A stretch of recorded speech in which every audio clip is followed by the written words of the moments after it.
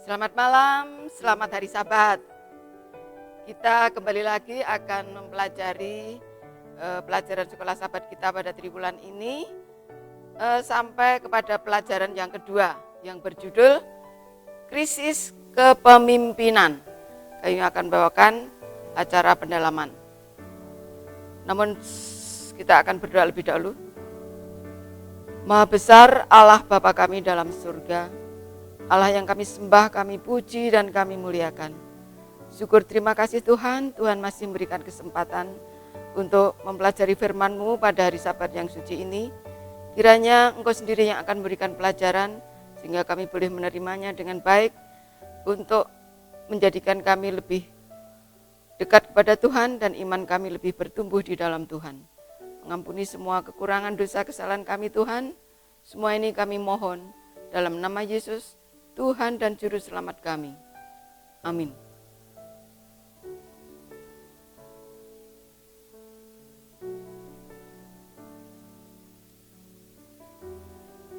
Kita akan masuk ke dalam pelajaran sekolah Sabat kita, yaitu yang berjudul Krisis Kepemimpinan.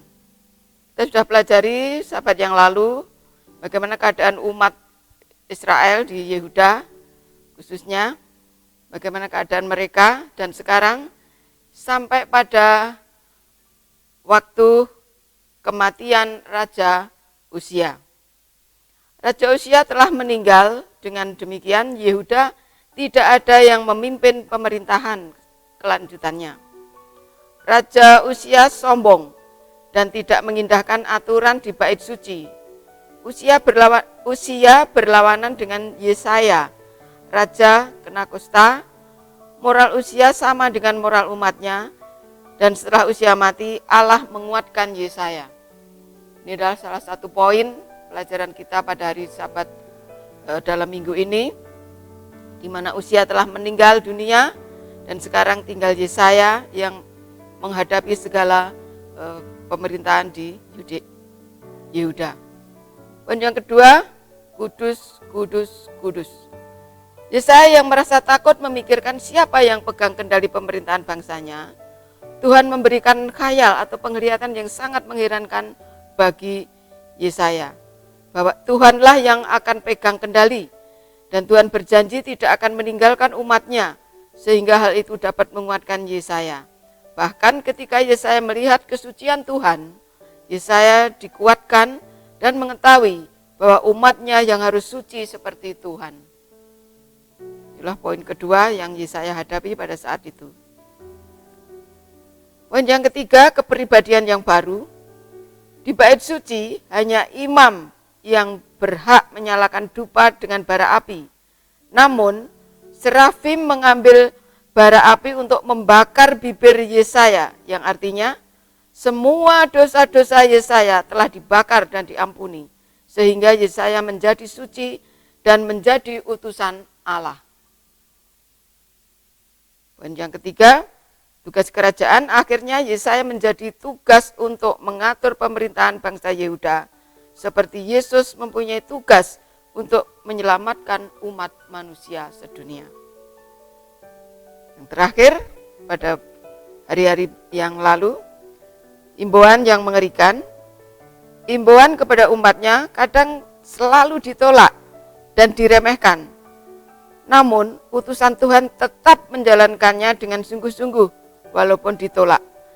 Yang menolak akan semakin keras kepala, dan Tuhan juga akan semakin meraskan hati mereka. Contohnya sebagai contoh pada zaman perjanjian lama, yaitu waktu Firaun.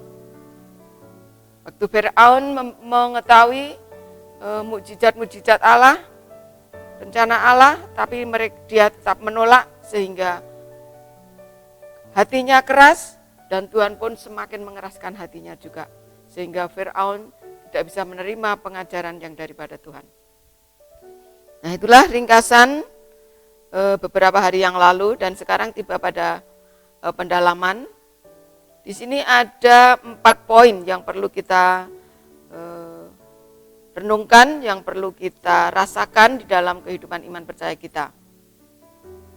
Yang pertama, praktek-praktek kejahatan telah menjadi begitu merata di antara segala golongan, sehingga beberapa orang yang tetap setia kepada Allah seringkali tergoda menjadi tawar hati dan memberi jalan kepada kekecewaan dan putus asa. Saking banyaknya penolakan firman Tuhan, pengajaran-pengajaran dari Tuhan, sehingga orang-orang yang setia kepada Tuhan pun bisa menjadi putus asa dan tawar hati.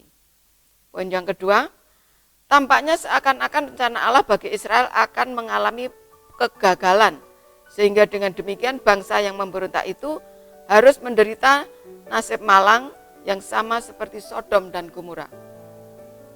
Dalam keadaan yang demikian, tidaklah mengherankan bahwa ketika tahun terakhir pemerintahan Uzia, Yesaya dipanggil untuk membawa pekabaran amaran Allah kepada Yehuda dan teguran. Ia segan memikul tanggung jawabnya. Ia mengetahui sebaik-baiknya bahwa ia akan menghadapi perlawanan yang tegas.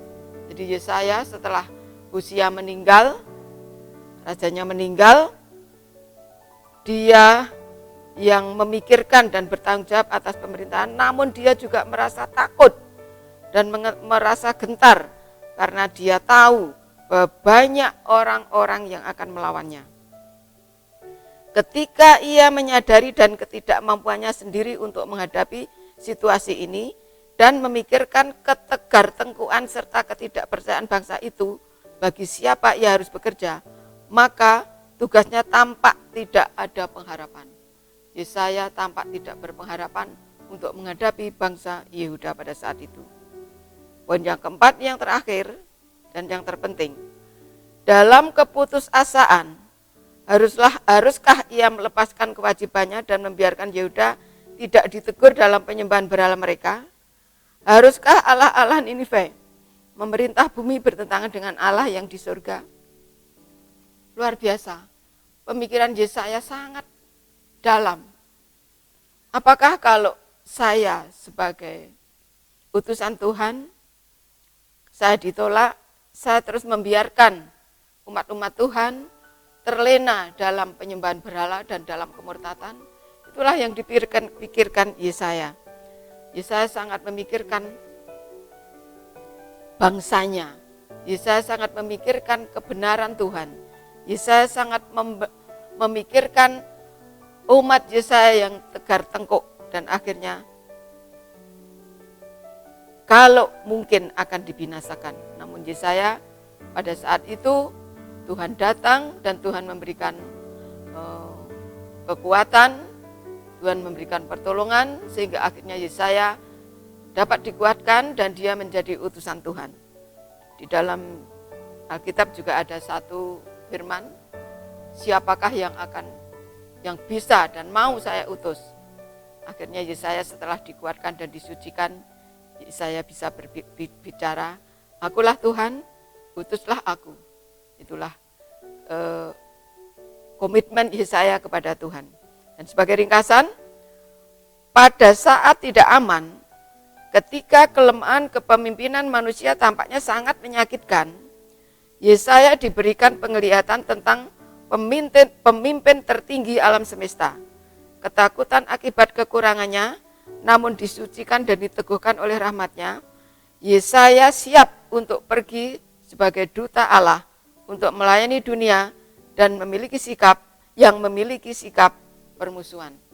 Inilah satu pekabaran yang indah dari buku Yesaya, di mana kita sebagai umat-umat Tuhan, bagaimana kita sebagai pengerja Tuhan, wakil Tuhan di dunia ini untuk menyampaikan kebenaran. Bila mana kita ditolak dan diremehkan, apakah kita